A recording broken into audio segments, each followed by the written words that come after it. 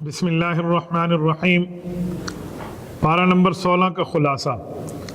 हमने गुज़श्ता पारे में बात पढ़ी थी कि हज़रत मूसा अला नबीना अलैहिस्सलातु वस्सलाम हज़रत खिज़र अलैहिस्सलातु वस्सलाम के पास तशरीफ़ ले गए और उन्होंने 3 काम फरमाए थे, जिससे हमने 2 काम 15 पारे में पढ़ लिए थे और ये 16वें पारे से तीसरा काम है।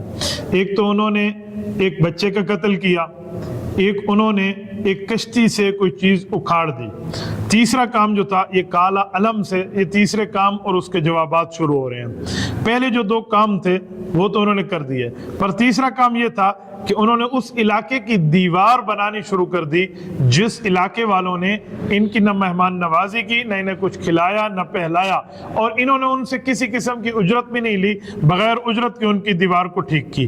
पहले जो दोनों काम थे, चूंकि वो बज़ाहिर तो खिलाफ शरीयत नजर आ रहे थे, इसलिए मूसा अलैहिस्सलातु वस्सलाम से बिल्कुल खामोश न रहा गया और उन्होंने उस पर सवाल किया। लेकिन तीसरी बार हजरत मूसा अलैहिस्सलातु वस्सलाम ने जानबूझकर हजरत खिज़र अलैहिस्सलातु वस्सलाम से पूछा ताकि सारी बातों की वजूहात मालूम हो जाए। उनसे ये पूछा कि ये आपने ऐसा क्यों किया, तो उन्होंने फिर तीनों के जवाब अता फरमाए हैं। ये वही तरतीब से 16वें पारे की यहाँ से इब्तिदा हो रही है। नंबर 1, वो फरमाते हैं मैंने कश्ती को इसलिए उखेड़ा था कि कश्ती वाले गरीब लोग थे, आगे एक जालिम बादशाह था। जालिम बादशाह की तरतीब ये थी कि वो सही सालिम कश्ती को जबरदस्ती खींच लेता था, तो हजरत ने फरमाया कि मैंने इसलिए उसमें छोटा मोटा ऐब पैदा कर दिया था ताकि कश्ती को ऐबदार देखकर वो बादशाह इन गरीबों की कश्ती पर कब्जा न कर ले। दूसरी उन्होंने वजह बयान फरमाई कि जो बच्चा कत्ल हुआ, फरमाया बच्चे के वालिदैन ये मुमिन थे, ये बच्चा अगर जिंदा रहता अपनी सरकशी की वजह से और अपने कुफर की वजह से, अपने वालिदैन जो मुमिनीन मुस्लिमीन मुत्तकीन थे, उनको ये मुश्किल में मुब्तला कर देता। ये फरमाते हैं हमने चाहा कि अल्लाह ताला इसके बदले में इन्हें ऐसी औलाद अता फरमाए जो पाकीज़ा भी हो और वालिदैन से उसमें सलूक करे, इसलिए उसका कत्ल हो गया। तीसरा, दीवार जो थी वो 2 यतीम बच्चों की थी जिनके नीचे इनके वालिद का खजाना दफन था। वालिद फौत हो गया, नेक आदमी था। अल्लाह ताला ने चाहा कि जब बच्चे अपनी जवानी की उम्र को पहुंचे तो उस वक्त इनके पास वही माल इनके फायदामंद होने के लिए मिल जाए, तो इसलिए उसकी दीवार बना दी ताकि वो कवर्ड एरिया हो जाए और वहां पर बच्चों, यतीम बच्चों का माल महफूज हो जाए। इसके मुतालिक मैं एक जुमला कहता हूं, ये जो इनका वालिद था, वकाना अबूहुमा सालिहा, कुरान कहते हैं वालिद नेक था, तो वालिद नेक होने की वजह से उनकी पुश्तों की अल्लाह ताला हिफाजत फरमा रहे हैं। बाज तफासिर में है कि ये इनका 7वें नंबर का दादा था, तो पता चला अकाबिर के और बड़ों की नेकी को अल्लाह जल्ला शानहू इस तरह नस्लों तक कायम और दायम रखते हैं और उनकी नस्लें भी अपने बड़ों की नेकी की वजह से फैज़याब होती रहती हैं। हजरत मूसा अलैहिस्सलातु वस्सलाम के पास शरीयत का इल्म है और हजरत खिज़र अलैहिस्सलातु वस्सलाम के पास तकवीन का इल्म है, लेकिन ये बात जहन में रखें, हम तकवीन के पाबंद नहीं हैं, हम शरीयत के पाबंद हैं, हम तशरीई मसाइल के पाबंद हैं। इसलिए जो मामला तकवीन का है, तकवीन जाने, अल्लाह जल्ला शानहू जाने, हम शरीयत के पाबंद हैं। इसलिए हजरत मूसा अलैहिस्सलातु वस्सलाम ने जो सवाल किए वो शरीयत के मुताबिक किए थे। रसूलुल्लाह सल्लल्लाहु अलैहि वसल्लम को भी शरीयत देखकर उम्मत को शरीयत का पाबंद बनाया गया है, लिहाजा इन जैसे कामों में उम्मत ने कोई मामला नहीं करना। तकवीनियात जाने, खुदा के पैगंबर जाने और ये लोग जाने, हम शरीयत के पाबंद हैं, हमने हर काम को शरीयत के दायरे में रहकर करना है। यहूदियों से पूछकर मुशरिकीन ने जो तीसरा सवाल किया था कि सिकंदर ज़ुल्करनैन के बारे में आप कुछ इरशाद फरमाए, तो रसूलुल्लाह सल्लल्लाहु अलैहि वसल्लम के ऊपर अल्लाह जल्ला शानहू ने उसका किस्सा जवाब के तौर पे नाज़िल फरमा दिया। वयसअलूनक अन ज़िलकरनैन के अंदर ये उस वाक़या का बयान है कि सिकंदर ज़ुल्करनैन जो थे उन्होंने मशरिक़ ता मग़रिब, बाज़ हज़रात कहते हैं शुमाल ता जुनूब या जुनूब ता शुमाल, उन्होंने सफ़र किए हैं और बहुत ही लंबे सफ़र हैं, एक जमीन के कोने से दूसरे कोने तक, ये पूरी यूनिवर्सल, पूरी कायनात का ट्रैवल कहलाता है। तो यहाँ पर इन्होंने ये सफर किए। अब सिकंदर ज़ुल्करनैन पैगंबर थे या नहीं थे, इस बारे में रिवायात मुख्तलिफ किस्म की है, लिहाजा इस पर शरीयत ने खामोशी रखी है, लिहाजा हमें भी इस पर खामोश रहना चाहिए। اب سکندر ذوالقرنین کو رب کریم نے اقتدار بھی دیا، وسائل بھی دیے، طاقت بھی دیا، تو انہوں نے پہلا سفر کیا۔ 3 سفروں کے بارے میں قرآن کہہ رہا ہے۔ پہلا سفر کیا مغرب تک، یہ مشرق سے مغرب تک گئے، وہاں ایک کالے دلدل نما چشمے میں انہوں نے سورج کو غروب ہوتے اپنی آنکھوں سے دیکھا۔ یہ دنیا کا بالکل آخری کونا تھا، اس کے بعد سمندر ہی سمندر تھا۔ پھر انہوں نے واپسی کا سفر کیا ہے، مشرق تک کیا ہے، اور مشرق میں جہاں سورج طلوع ہو رہا تھا انہوں نے وہاں پر جا کے اس کا نظارہ کیا۔ ان کے بعد اس کا تیسرا سفر جو ہے وہ تیسرا سفر غالباً شمال کا ہے۔ جب یہ وہاں گئے تو وہاں کے لوگ یاجوج اور ماجوج کی تکالیف کی وجہ سے تنگ آ چکے تھے۔ انہوں نے حضرت سکندر ذوالقرنین سے یہ عرض کی کہ آپ کو ہم ہر چیز پرووائڈ کرنے کے لیے تیار ہیں، آپ ہمارے ساتھ ایک مدد کا معاملہ کریں کہ ہم میں اور یاجوج اور ماجوج کی قوم میں ایک دیوار لگا دیں، ایک باڑ لگا دیں، لائن آف کنٹرول لگا دیں، سرحد بنا دیں کہ ہمیں ان کی تکالیف سے کچھ راحت کا معاملہ ملے، کیونکہ وہ لوگ آتے ان کے خون خرابہ کرتے تھے۔ تو حضرت سکندر ذوالقرنین نے فرمایا بالکل ٹھیک ہو گیا، بس مجھے قوت افرادی اور جسمانی طور پہ آپ حضرات مدد کر دیں، باقی مال کی ترتیب ہم خود انشاءاللہ طے کر لیں گے۔ انہوں نے لوہوں کے تختوں کو پگھالا اور پھر سیسا پلائی ہوئی چیزوں کو اس کے ساتھ اندر پگھال کے اس کا پورا میٹیریل تیار کیا، انہوں نے ایک دیوار بنا دی جسے ہم دنیا میں آج مثال بھی دیتے ہیں کہ سد سکندری، یہ سد سکندری تھی جو یاجوج ماجوج اور اس قوم کے درمیان انہوں نے اس کو واقع فرما دیا۔ وَتَرَكْنَا بَعْضُهُمْ کی آیت کے اندر اللہ جل شانہ نے قیامت اور عوام کی ہولناکی کو ذکر فرمایا ہے کہ لوگوں کا حال قیامت میں کیا ہوگا، اس حد تک کہ بدحواس ہو چکیں گے کہ ایک دوسرے سے ٹکرا رہے ہوں گے، جس کو ہم عام طور پہ مثال دیتے ہوئے بات کہتے ہیں کہ فلاں بندہ پاگل ہو گیا اور وہ دیواروں کو ہاتھ لگاتا پھر رہا تھا۔ یہ قیامت کے ہولناکی کا منظر رب کریم نے بیان فرمایا کہ اتنا شدید ہولناکی کا منظر ہوگا، گویا لوگ دیواروں کو اندر ٹکرا رہے اور وہیں پر ہاتھ لگا رہے۔ اس سے اگلی آیت میں اللہ جل شانہ نے اپنی صفات کو ذکر فرمایا، قُل لَوْ كَانَ الْبَحْرُ مِدَادًا لِكَلِمَاتِ۔ اس آیت کے اندر یوں ارشاد فرمایا کہ رب کریم کی قدرت، اللہ کی صفات، اللہ کی طاقت اور اللہ کے کمالات یہ لامنتہائی ہیں، یہ بالکل اس کی کوئی تعداد نہیں لکھی جا سکتی، بلکہ یہاں تک فرمایا کہ اگر انہیں لکھا جائے ریٹن شکل میں کہ اللہ کی طاقت، اللہ کا کمال، اللہ کی قدرت کیا ہے، اللہ کی صفات کیا ہے، تو فرمایا جتنے سمندر ہیں یہ تمام سمندر خشک پڑ جائیں اور اللہ کی صفات اس کے بعد بھی پوری نہیں ہو سکتی۔ اس سے اگلی آیت میں قُلْ إِنَّمَا أَنَا بَشَرٌ مِثْلُكُمْ يُوحَىٰ کی آیت کے اندر رب کریم نے جو بات ارشاد فرمائی ہے وہ یہ ہے کہ اے نبی پاک صلی اللہ علیہ وسلم آپ اعلان فرما دیں، رب کریم نے مجھے نبوت کی تاجداری دی ہے اور مجھے تمام انبیاء کا سردار بنایا ہے، تو میں بھی ایک انسان ہوں، انسانیت کی بات کر رہا ہوں۔ اس سے ایک عقیدہ واضح ہوا کہ اللہ تعالیٰ اعلیٰ درجے کے انسانوں کو نبی بنا کر بھیجتے ہیں۔ فرمایا میں بھی انسان ہوں، میرے اوپر اللہ وحی بھیجتے ہیں اور تمہارے اوپر وحی نہیں آتی۔ اس سے نبی پاک علیہ السلام نے اپنی نبوت کی بات بھی فرما دی اور اپنی وحی ہونے کی بات بھی ارشاد فرما دی۔ یہ ان لوگوں کا جواب تھا جو لوگ نبی پاک صلی اللہ علیہ وسلم کو پتہ نہیں کیا سے کیا سمجھتے تھے کہ آپ ہمارے لیے یہ فرمائشی معجزہ لائیں، یہ فرمائشی معجزہ لائیں، تو رب کریم نے ان کے جواب میں یہ آیت نازل فرمائی۔ اس سے اگلی آیت جہاں پر سورت کا اختتام ہوتا ہے فَمَنْ كَانَ يَرْجُو لِقَاءَ رَبِّهِ فَلْيَعْمَلْ عَمَلًا صَالِحًا وَلَا يُشْرِكْ بِعِبَادَةِ رَبِّهِ أَحَدًا۔ اس آیت کے اندر اللہ جل شانہ نے جو بات ارشاد فرمائی ہے وہ یہ ہے کہ جس شخص کو اللہ سے ملنے کا یقین نہ ہو، یعنی قیامت چاہے وہ جتنے نیک اعمال کر لے، اللہ کی عبادت میں کسی کو شریک نہ ٹھہرائے، تو ایسے آدمی کے معاملات کو رب کریم نے بیان فرمایا۔ تو اعمال کب قبول ہوں گے؟ فرمایا اعمال قبول ہونے کی بنیادی طور پہ اس آیت میں 3 شرطیں ہمیں سمجھ آتی ہیں۔ نمبر 1، انسان کا عقیدہ ٹھیک ہو۔ اگر عقیدہ ٹھیک نہ ہو تو جتنا بندہ کام کر لے کوئی فائدہ نہیں ہے، کیونکہ عقیدہ بنیادی چیز ہے، عقیدہ ایمان کو کہتے ہیں، ایمان نہ ہو تو کچھ بھی نہیں ہے۔ نمبر 2، عمل کرتے وقت نیت کو درست ہونا چاہیے، اگر نیت ٹھیک نہیں ہے تو کوئی عمل قبول نہیں ہے۔ نمبر 3، عمل رسول اللہ صلی اللہ علیہ وسلم کے طریقے کے مطابق ہو، حضور پاک علیہ السلام کی سنت کے مطابق ہو، اگر حضور کی سنت کے خلاف ہو تو پھر وہ عمل بیکار ہے۔ یہ تینوں باتیں فرما کر سورۃ الکہف کا اختتام فرما دیا۔ 16ویں پارے میں یہ ایک اور سورت مریم ہے۔ اس سورت کو اللہ جل شانہ نے جو بیان فرمایا ہے، بنیادی قصہ تو اس میں حضرت عیسیٰ علیہ السلام सलाम और हजरत मरियम का है, लेकिन इसमें बाकी अंबिया का तज़किरा भी इंशाअल्लाह ताला आपको मिलेगा। सबसे पहले अल्लाह ताला ने इस सूरत को शुरू फरमाया है हजरत ज़करिया के किस्से से। हजरत ज़करिया अलैहिस्सलाम बनी इसराइल के एक अहम पैगंबर हैं।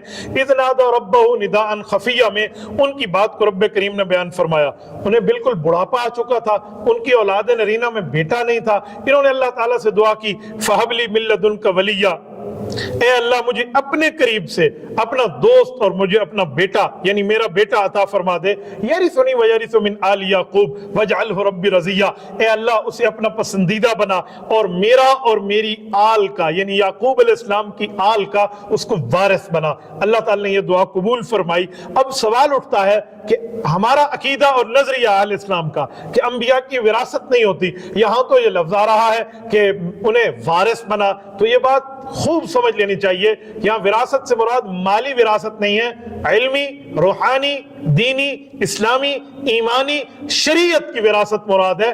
इस विरासत के अंदर वो वारिस बने, वरना अंबियाए कराम कोई दिरहम और दीनार और जायदाद के न वारिस बनते हैं न ही आगे वारिस बनाते हैं। इसकी अगली आयत में या ज़करिया इन्ना नुबश्शिरुका बिग़ुलामिन इस्मुहु यहया लम नजअल लहु मिन क़ब्लु समिया, रब्बे करीम ने दुआ कबूल फरमाई। अल्लाह ताला ने उन्हें बेटा अता फरमाया और बेटा अता फरमाने पर फरमाया कि उसका नाम यहया होगा। हजरत ज़करिया ने निशानी मांगी तो रब्बे करीम ने फरमाया बावजूद सेहत के जब बेटा पैदा हो रहा होगा आपके तो आप 3 दिन बात नहीं फरमा सकेंगे। फिर वो अपनी कौम के पास आए, कौम को आकर उन्होंने दीन की दावत के ऊपर मजबूत रहने का इशारा फरमाया और फिर उसके बाद अल्लाह ताला ने उनको बेटा अता फरमाया जिसमें ये सारी सिफात मौजूद थी। उसके आगे हजरत मरियम के किस्से को शुरू फरमाया। ये जो सूरत मरियम है ये सूरत नंबर 19 है, तो इसी हवाले से हजरत मरियम का किस्सा इसमें मौजूद है। वज़कुर फिल किताब मरियम इज़ इंतबज़त, इस आयत के अंदर अल्लाह जल्ल शान ने हजरत मरियम का वाक़या बयान फरमाया। हजरत मरियम की उम्र वो कहते हैं इस वक्त 18 साल है। ये नहाने के लिए अपने घर से बाहर एक साइड में तशरीफ ले गई हैं। जिब्राइल अमीन वहां तशरीफ लाए हैं इंसानी शक्ल में आकर। हजरत मरियम ने देखा एक मर्द आ गया और वो भी एक ज़नान खाने के करीब। फरमाया मैं अल्लाह की पनाह मांगती हूँ, तो यहाँ से दूर हो जा। उन्होंने फरमाया पनाह मांगने की बात नहीं है, मैं कोई इंसान नहीं हूँ, मैं तो फरिश्ता हूँ। फरमाया फरिश्ता है तो क्या कर रहा है इधर आकर? वो फरमाने लगे लिअहबला की गुलामन ज़किया, हम चाहते हैं कि हम आपको बेटा अता करें। उन्होंने कहा रब्बे करीम मुझे आपके जरिए बेटा कैसे अता फरमाएगा? वलम यमससनी बशरुन वलम अकु बगिया, न मेरी शादी है न मैं बदकार हूँ। उन्होंने फरमाया आप बदकार भी नहीं होगी, आपकी शादी भी नहीं होगी। ये बात कहकर उन्होंने एक फूंक मारी दूर से, इनको फूंक का वो बिल्कुल असर टकराया। फहमलत, कुरान कहते हैं फहमलत हो, ये उस वक्त उम्मीद से हो गई हैं और इनको अल्लाह ताला ने बेटा अता फरमाया। परेशान हो गई, इतनी परेशान हुई सर पे हाथ मारा और कहा या लैतनी मित्तु क़ब्ल हाज़ा व कुन्तु नसिय्यम मनसिया। इन्होंने कहा अल्लाह मैं तो मरी हुई होती, भूली भुलाई हुई होती, क्या हो गया मेरे साथ? बहरहाल रब्बे करीम ने इनको वहां पर खाने की चीजें पीने की चीजें अता फरमाई और अल्लाह ताला ने आखिर में इनको बच्चा अता फरमाया। ये बच्चा लेकर अपनी कौम के पास आई। कौम ने पूछा क्या हुआ मरियम, कहां से बच्चा आया? तेरा बाप शरीफ, तेरा भाई शरीफ, तेरी माँ शरीफ, कहां से बच्चा आया? रब ने बोलने से मना कर दिया था। हजरत मरियम अलैहिस्सलाम ने फरमाया बच्चे से ही पूछो। वो कहने लगे मजाक कर रही हो, बच्चे से पूछे, वो माँ की गोद में है। तो ईसा अलैहिस्सलाम को अल्लाह की कुदरत से गोयाई मिली। उन्होंने फरमाया मैं अल्लाह का बंदा हूं, अल्लाह ताला ने मुझे अपनी अम्मा के साथ बेहतरीन उसने सलूक का हुक्म दिया। यहाँ अपने अब्बा का लफ्ज़ नहीं फरमाया, पता चला कि बगैर वालिद के अल्लाह ने दिया है। मैं अम्मा के साथ बहुत नेक हूँ, मुझे नमाज का रोजे का बिल्कुल ठीक अकीदे और नजरिया का पूरी तरतीब फरमाई कि इसका अल्लाह ताला ने मुझे हुक्म दिया है। तो रब्बे करीम फरमाते हैं ज़ालिका ईसा इब्न मरियम, ये ईसा अलैहिस्सलाम है जिसमें लोग समझते हैं कि अल्लाह का बेटा है, हालांकि ऐसा कुछ भी नहीं है। अल्लाह ताला ने इन आयत में हजरत ईसा अलैहिस्सलाम की जुबानी ये खुशखबरी दी कि रब्बे करीम मुझे नबूवत का ताज अता फरमाएंगे, मुझे किताब अता फरमाएंगे। हजरत ईसा अलैहिस्सलाम ने ये ऐलान फरमाया। ये कुरान करीम का वाहिद मौका है जिस जगह अल्लाह ताला ने एक औरत का नाम कुरान करीम में जिक्र फरमाया है, वरना किसी औरत का नाम कुरान करीम में नहीं है। ये अम्मा मरियम का नाम आया है। तो ईद के खिलाफ अकीदा लोगों ने रख लिया कि ईसा इब्नुल्लाह है, नऊजुबिल्लाह, अल्लाह के बेटे हैं। रब्बे करीम ने फरमाया नहीं, सन ऑफ मरियम अलैहिस्सलाम, ये हजरत मरियम के बेटे हैं। इस बुनियाद पे औरत का नाम लिया गया, वरना पूरे कुरान करीम में इसके अलावा किसी औरत का नाम नहीं मिलता। हजरत अम्मा हव्वा से लेकर हजरत आयशा तक, हजरत खदीजा तक, अम्मा फातिमा तक रज़ियल्लाहु अन्हुन्ना, इनमें से किसी का नाम कुरान करीम के लफ्ज لفظوں میں موجود نہیں ہے۔ اس کے آگے اللہ تعالیٰ نے امام الموحدین پیغمبر حضرت ابراہیم علیہ نبینا علیہ الصلوۃ والسلام کی دعوت التبلیغ کو ذکر فرمایا، وذکر فی الکتاب ابراہیم انہ کان صدیقا نبیا۔ اس آیت میں مختلف انبیاء کرام کے ساتھ ساتھ حضرت ابراہیم علیہ الصلوۃ والسلام کو بھی ذکر فرمایا۔ بڑے عمدہ طریقے سے، بڑے ہمدردانہ طریقے سے انہوں نے اپنے والد کو توحید کی دعوت دی۔ والد نے بجائے دعوت قبول کرنے کے انہیں دھمکی دینا شروع کر دی کہ ابراہیم اگر تم دعوت دین سے باز نہ آئے تو میں تمہارے اوپر پتھر پھنساؤں گا۔ حضرت ابراہیم علیہ الصلوۃ والسلام نے اللہ کے دربار میں عرض کیا اور والد کو سنایا کہ اگر اللہ مجھے منع نہ کرے تو میں آپ کے لیے استغفار کرتا رہوں گا، لیکن جب مجھے معلوم ہو جائے کہ آپ واقعی دوستی ہیں اور اللہ منع فرما دے تو میں استغفار چھوڑ دوں گا۔ پھر وہ برابر اپنے والد کے لیے استغفار کرتے رہے۔ جب اللہ نے منع فرمایا کہ وہ مشرک ہیں، مشرک ہونے کی وجہ سے آپ ان کے لیے دعائے مغفرت نہیں کر سکتے، تو حضرت ابراہیم علیہ الصلوۃ والسلام نے ان کے لیے دعائے مغفرت چھوڑ دی۔ اس کے آگے حضرت ادریس علیہ الصلوۃ والسلام کو رب کریم نے ذکر فرمایا، ان کے بارے میں فرمایا ان کی بعض خصوصیات محدثین مفسرین فرماتے ہیں ایسی ہیں جو اللہ تعالیٰ نے سب سے پہلے شخصوں میں سے انہیں عطا فرمائی۔ نمبر 1، قلم سے لکھنا سب سے پہلے انہوں نے شروع کیا، اور اپنے کپڑے کو سی کر انہوں نے پہنا۔ اس سے پہلے کپڑا جسم کے اوپر اوڑھا جاتا تھا، ان سے پہلے لوگ جانوروں کے چمڑے کو خشک کر کے بھی اوڑھتے تھے۔ وہی پہلے پیغمبر ہیں حضرت ادریس جنہوں نے اسلحہ بنایا، کفار سے جہاد فی سبیل اللہ فرمایا، اور یہ کاؤنٹنگ کے، حساب اور کتاب کے ماہر تھے، اور یہ خود ایسی ترتیب پر حساب کتاب بتاتے جیسے آج کا ہمارا کیلکولیٹر، اس طرح جیسے آپ سمجھ لیں کیلکولیٹر بھی نہ کر سکے جو وقت کے نبی کو اللہ پاک نے وہ تجربہ عطا فرمایا تھا۔ اس کے بعد اگلی آیت میں فخلف من بعدہم خلف کے اندر اللہ تعالیٰ نے بعد کے لوگوں کی بات فرمائی کہ انبیاء کرام تو بڑے تھے، ان کی اولاد در اولاد میں آتے ہوئے کچھ ایسے لوگ پیدا ہو گئے جو جانشین ٹھیک نہیں تھے، انہوں نے نمازیں برباد کی، شہوات کو، خواہشات کو پورا کیا، اور یہ ساری ترتیبیں چلتی چلتی اللہ تعالیٰ نے ان کی خواہشات میں ان کو رکھ دیا۔ اس سے پتہ چلا رشتہ اولاد کا انبیاء میں اولاد در اولاد بہت بڑا ہے، لیکن اگر بندہ نیکی ٹھیک نہ کرے، اگر بندے کا عقیدہ ٹھیک نہ ہو اور رب کریم کی نافرمانی کرے تو وہاں بھی اللہ کے عذاب کا خطرہ رہتا ہے۔ اس سے اگلی آیت میں وَإِن يَكُن مِّنكُمْ إِلَّا وَارِدُهَا كَانَ عَلَىٰ رَبِّكَ حَتْمًا مَّقْضِيًّا۔ اس آیت کے اندر رب کریم نے جو وعدہ فرمایا وہ فرمایا تم میں سے ہر آدمی کو جہنم کے اوپر سے گزرنا ہے۔ اب جہنم کے اوپر سے کیسے گزرنا ہے؟ پتہ چلا جہنم نیچے ہے، میدان محشر کی پل صراط ہے، اس کے اوپر سے گزرنا ہے، تو یہ تمام بندے اوپر سے گزریں گے، چاہے وہ انبیاء ہوں، اولیاء ہوں، اتقیاء ہوں،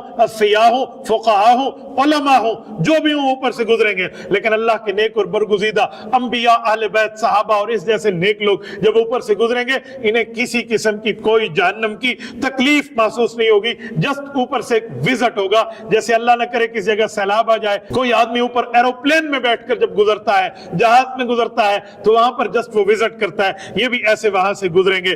اور اہل ایمان گزریں گے تو ان لوگوں کو دکھایا جائے گا کہ یہ جہنم ہے، تاکہ انہیں جنت کی قدر و قیمت معلوم ہو کہ واقعی ہم اللہ جل شانہ کے شکر گزار بندے ہیں، اللہ نے ہمارے اوپر کرم کیا، فضل کیا، احسان کیا، امتنان کیا کہ رب کریم نے ہمیں وہاں سے محفوظ رکھا ہے۔ لیکن جو گناہگار لوگ ہوں گے وہ اوپر سے گزرتے ہوئے نیچے گر پڑیں گے۔ اللہ تعالی ہم سب کو محفوظ فرمائے۔ اس کی اگلی آیت میں ان الذین آمنوا وعملوا الصالحات سیجعل لهم الرحمن ودا، اللہ اکبر۔ اس میں اہل ایمان کی محبوبیت کی بات ارشاد فرمائی، فرمایا جو ایمان لائے، ٹھیک عقیدہ، ٹھیک عمل، سنت کے موافق یہ بندہ کرے تو اللہ اس کے لیے محبت کی ہوائیں چلا دیتے ہیں۔ کیا مطلب؟ رب کریم جس سے پیار کرتے ہیں، روایات میں آتا ہے پھر جبرائیل اس سے پیار کرتے ہیں، جبرائیل امین اعلان فرماتے ہیں، آسمان والے پھر تمام فرشتے اس سے محبت رکھنا شروع کر دیتے ہیں، پھر اس کی محبت زمین تک آتی ہے، چلتے چلتے زمین کے لوگ بھی ان سے پیار کرتے ہیں۔ اللہ تعالیٰ آپ کو رم صراط مستقیم عطا فرمائے۔ اس پر رب کریم نے پھر سورۃ مریم کو ختم فرمایا۔ اس کی اگلی سورت سورۃ طٰہٰ ہے، یہ سورت نمبر 20 ہے۔ طٰہٰ یہ حروف مقطعات ہے، لیکن بعض حضرات کہتے ہیں نبی پاک صلی اللہ علیہ وسلم کا نام نامی اس میں گرامی میں حضور کا لقب بھی دیا ہے کہ حضور پاک کا نام بھی ایک طٰہٰ ہے۔ بہرحال رب کریم جانے اللہ تعالیٰ نے اس کو حروف مقطعات میں رکھا، تو حروف مقطعات کے معنی اللہ، اللہ کے رسول بہتر جانتے ہیں۔ اس کے آگے رب کریم نے ما انزلنا علیک القرآن لتشقیٰ کی آیت اتاری، نبی پاک علیہ السلام کو فرمایا کہ ہم نے آپ پر قرآن اس لیے نازل نہیں فرمایا کہ آپ تکلیف میں پڑ جائیں۔ نبی پاک علیہ السلام پوری رات تہجد پڑھتے تھے۔ اس آیت کے اترنے کے بعد حضور پاک صلی اللہ علیہ وسلم کو رب کریم نے جب اجازت دی تو آپ علیہ الصلوۃ والسلام آرام فرمانے کے بعد اٹھ کے آخری حصے میں تہجد کی نماز ادا فرماتے، ورنہ لمبی لمبی رکعتیں پڑھ کے نبی پاک صلی اللہ علیہ وسلم کے پاؤں مبارک میں ورم آ جاتا۔ یہ آیت وہی چیز بیان کر رہی ہے۔ اس سے آگے الرحمن علی العرش استوى، یہ عرش معلی میں استوا کی بات فرمائی ہے۔ استوا کی تفصیلات تو مفسرین علماء سے سمجھی جا سکتی ہیں، میں صرف ایک جھلکی دیتا ہوں۔ یہاں استوا سمیت قرآن کریم کی 6 مقامات ہیں، وہاں استوا کا معنی قبضے کے طور پہ ہے۔ الرحمن علی العرش استوى، عرش آسمان و زمین کے بعد سب سے بڑی مخلوق، بعض جگہ فرماتے ہیں آسمان زمین سے بھی بڑی مخلوق، تو اتنی بڑی مخلوق اللہ اس پہ قبضہ رکھتے ہیں۔ تو جب بڑی مخلوق پہ اللہ کا قبضہ ہے تو چھوٹی مخلوقات پر بطری کے اولا قبضہ ہے۔ بہرحال اس آیت کو متشابہات میں بھی گنا گیا ہے، تو متشابہات کا معنی اور مراد یہ اللہ تعالیٰ کو پتہ ہے، معنی پتہ ہوتا ہے پر مراد اس کی جو ہے وہ اللہ تعالیٰ جانتے ہیں، مطلب اللہ تعالیٰ جانتے ہیں، لہٰذا اس کی تفصیلی بات علماء سے سمجھی جا سکتی ہے۔ اس سے آگے وَهَلْ أَتَاكَ حَدِيثُ موسیٰ میں حضرت موسیٰ علیہ السلام کا تفصیلی ذکر فرمایا جا رہا ہے کہ موسیٰ علیہ السلام ود فیملی تشریف لا رہے ہیں مدین سے، راستہ بھول گئے ہیں، ایک درخت کے اندر سے آگ نکلتے دیکھی تو اپنے گھر والوں کا یہاں رکیں، میں وہاں جاتا ہوں، کچھ آگ لاتا ہوں یا ان لوگوں سے کچھ راستے کے بارے میں معلومات لیتا ہوں۔ جب موسیٰ علیہ السلام وہاں پہنچے تو حیرانگی سے دیکھا وہاں کوئی شاخ بھی نہیں جل رہی، کوئی پتا بھی نہیں جل رہا، کوئی ٹہنی بھی نہیں جل رہی، کوئی تنا بھی نہیں جل رہا۔ وہ آگ ہے تو سب چیز سلامت ہے، اس کے اندر آگ نکل رہی ہے۔ موسیٰ علیہ السلام وہاں ٹھہرے تو وہاں اعلان ہو کر جواب ہوا، اے موسیٰ میں آپ سے آپ کا رب بات کر رہا ہوں، انی انا اللہ لا الہ الا انا فاعبدنی۔ اے موسیٰ علیہ السلام میرے علاوہ کوئی خدا نہیں ہے، میری عبادت کریں۔ وَأَقِمِ الصَّلَاةَ لِذِكْرِي، مجھے یاد کرنے کے لیے نماز کا قائم کریں۔ یہ وقت ہے جب موسیٰ علیہ السلام کو اعطائے نبوت ملی ہے۔ اللہ اکبر۔ حضرت موسیٰ علیہ السلام وہاں پہنچے ہیں، رب کریم نے ان کو نبوت عطا فرما دی ہے اور یہاں سے ان کی قبولیت دعا اور پوری ترتیب کے ساتھ معاملہ شروع ہوتا ہے۔ حضرت موسیٰ علیہ السلام نے پھر اللہ جل شانہ سے وہاں پر دعا مانگی۔ اس دعا کو قرآن کریم نے ذکر فرمایا ہے۔ یہاں 4 چیزیں اللہ تعالیٰ سے مانگی۔ رب اشرح لی صدری، اے اللہ میرے اوپر میرا کام کھول دے تاکہ میرے اوپر میرا کام کھلے، میں آگے لوگوں کو بتا پاؤں کہ میرا کام کیا ہے۔ ویسر لی امری، اے اللہ مجھے اس کام کی اسباب عطا فرما دے، اسباب عطا فرمائے تاکہ میں آگے تک دین پہنچا سکوں۔ اور آگے فرمایا واحلل عقدۃ من لسانی، اے اللہ میری زبان کو فصیح فرما دے، واضح فرما دے۔ زبان میں ایک چھوٹے سے واقعے کی وجہ سے جو لکنت آئی تھی، اے اللہ اس کو ختم فرما لے، یفقہوا قولی، تاکہ عوام تک میں اپنی بات سمجھا پاؤں۔ پھر اس کے بعد اپنے بھائی حضرت ہارون کے لیے معاون ہونے کی دعا مانگی، اللہ تعالی نے ان کو بھی ان کے بھائی کو نبوت عطا فرما کر ان کا ساتھی بنایا۔ پھر اس کے بعد حضرت موسیٰ علیہ السلام کے بچپن کے واقعے کو رب کریم نے یہاں بیان فرمایا کہ صندوق میں رکھ کر انہیں جو ہے نا دریا میں رکھا گیا تھا، دریا میں ڈال دیا گیا تھا۔ ان کی بہن ایک آنکھ کے ساتھ ایک آنکھ کھولے یوں ساتھ ساتھ چلتی تھی، کن اکھیوں سے دیکھتی ہوئی آئی تو وہاں پر فرعون کے محل میں پہنچا اور یوں رب کریم نے فرعون کے گھر میں اس کے سب سے بڑے دشمن اور اپنے سب سے بڑے محبوب اس زمانے کے جو تھے اللہ تعالیٰ نے ان کی وہاں پرورش فرمائی۔ اس کو اللہ تعالیٰ نے یہاں ذکر فرمایا۔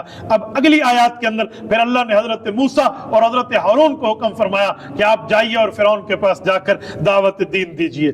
اس کی اگلی آیات میں یوں چلتے چلتے اگلی آیات کے اندر رب کریم نے جو بات فرمائی ہے اس کو میں سمجھانے کے لیے یوں کہہ سکتا ہوں کہ پہنچی وہیں پہ خاک جہاں کا خمیر تھا، منہا خلقناکم وفیہا نعیدکم ومنہا نخرجکم تارۃ اخری۔ یہاں سے رب کریم نے فرمایا جہاں سے پیدا ہوئے ہو وہیں لوٹائے جاؤ گے، وہیں سے تمہیں دوبارہ کھڑا کیا جائے گا اور اٹھایا جائے گا۔ حدیث پاک میں ہے ایک بندہ جہاں دفن ہوتا ہے اس کی مٹی وہاں سے اٹھائی جاتی ہے، بلکہ بعض روایات میں ہے، مثلا حضرت امام ابن عساکر رحمۃ اللہ علیہ نے بھی اس کو ذکر فرمایا ہے اور تاریخ ابن عساکر میں روایت موجود ہے، خلقت انا و ابو بکر و عمر من طینۃ واحدۃ۔ نبی پاک صلی اللہ علیہ وسلم نے فرمایا میں اور ابو بکر و عمر ایک مٹی یعنی قریب قریب مٹی سے پیدا کیا گیا، تو رب کریم نے ان کو قبریں بھی اکٹھی عطا فرمائی ہیں۔ اس سے اگلی آیت میں رب کریم نے حضرت موسیٰ علیہ السلام، حضرت ہارون کا بنی اسرائیل کے پاس جانا، فرعون کے پاس جانا، ان کو دعوت دینا، اس واقعات کو رب کریم نے بیان فرمایا۔ کذالک نقص والی آیت کے اندر رسول اللہ صلی اللہ علیہ وسلم کی رسالت کو رب کریم نے بیان فرمایا اور یہاں یہ بات ارشاد فرمائی کہ حضور پاک علیہ السلام کو نبی امی ہونے کے باوجود رب کریم نے وحی عطا فرمائی۔ حضرت موسیٰ علیہ السلام کا یہ تفصیلی واقعہ حضرت رسول اللہ صلی اللہ علیہ وسلم کو سنایا، اس سے سمجھ آیا حضور پاک علیہ السلام نبی بھی ہیں اور اللہ تعالیٰ کی طرف سے رسول بھی ہیں صلی اللہ علیہ وآلہ وسلم۔ اس کے آگے حضرت آدم علیہ السلام کی عصمت کو بیان فرمایا، حضرت آدم علیہ السلام کے واقعے کو بیان فرمایا کہ رب کریم نے انہیں اس درخت کی طرف نہ جانے کا حکم فرمایا تھا، ان نے بھول فرما لی اور بھول کی وجہ سے وہیں چلے گئے۔ تو جو بھول ہو جائے یہ عصمت انبیاء کے خلاف نہیں ہے۔ اہل سنت والجماعت کا عقیدہ اور نظریہ ہے کہ انبیاء کرام چھوٹے اور بڑے ہر قسم کے گناہوں سے محفوظ ہوتے ہیں، اس لیے نبی کسی قسم کا گناہ کوئی نہیں کرتا۔ ان کی اگلی آیات کے اندر اللہ تعالیٰ نے 5 نمازوں کو ذکر فرمایا ہے، وَسَبِّحْ بِحَمْدِ رَبِّكَ قَبْلَ طُلُوعِ الشَّمْسِ وَقَبْلَ غُرُوبِهَا وَمِنْ آنَاءِ اللَّيْلِ فَسَبِّحْ وَأَطْرَافَ النَّهَارِ لَعَلَّكَ تَرْضَىٰ۔ اس آیت میں اللہ تعالیٰ نے 5 نمازوں کو ثبوت ہم اللہ تعالیٰ کی کتاب سے پیش کر سکتے ہیں۔ تو اللہ تعالیٰ نے یہاں 5 نمازوں کی بات فرمائی ہے۔ قبل طلوع الشمس سے فجر کی نماز مراد ہے، قبل غروبها سے ظہر اور عصر کی نماز مراد ہے، ومن آناء اللیل سے مغرب اور عشاء مراد ہے، اطراف النہار فرما کر مغرب اور فجر کی نماز کی گویا تاکید فرمائی ہے۔ اس کے آگے ولا تمدن عینیک کی آیت کے اندر دنیا سے بے رغبتی کی بات کو ارشاد فرمایا کہ نبی پاک علیہ السلام کو خطاب فرما کر فرمایا کہ جو ہم نے کفار کو دیا اس پر آپ نظر اٹھا کے نہ دیکھیں۔ حضور کی زبان سے آپ کو اور مجھے سمجھایا جا رہا ہے کہ دنیا کا مال ہے، لہذا اللہ کا دیا ہوا رزق بہتر ہے، باقی رہنے والا ہے۔ آپ خود بھی نماز پڑھیں، گھر والوں کو بھی ترغیب دیں، نبوت کو کہہ کر امت کو اس کا حکم دیا جا رہا ہے۔ اور تو یوں 16ویں پارے کو یہاں پورا کر دیا گیا ہے۔ جزاکم اللہ تعالی وآخر دعوانا ان الحمد للہ رب العالمین۔